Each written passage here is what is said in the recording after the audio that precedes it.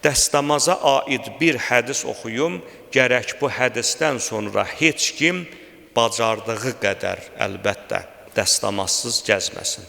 Həzrət Peyğəmbərimiz görün nə buyurur? Kim dəstəmazsız olsa və dəstəmaz da almasa, mənə cəfakeşlik eləyib.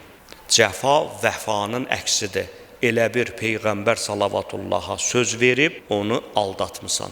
Nəuzubillah. Ona görə də, əziz möminlər, bacardığımız qədər təkcə namazlarımız üçün deyil, hər halımızla.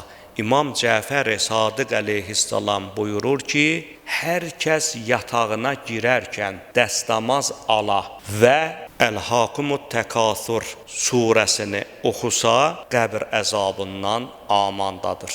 Başqa bir hədisində buyurur ki, hər kəs dəstəmaz alıb yatağına girsə, uca Allah onu səhərə kimi məsciddə namaz qılan şəxsin savabı ilə savablandırar.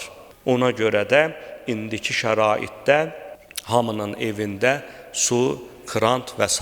var. Yaxşı olar ki, yatanda da, duranda da, evdən çıxanda da, hətta süfrəyə əyləşəndə də dəstəmazlı olaq. Bu dərəcədə, əziz möminlər, dəstəmazın dəyəri vardır. Bu mövzular elə bir mövzulardır ki, burada bizim kimi insanların sözünün əhəmiyyəti yoxdur. Çünki bunlar batini məsələlərdir, bunlar uxrəvi məsələlərdir. Bunları biz öz sözlərimizlə hayda bəziyək.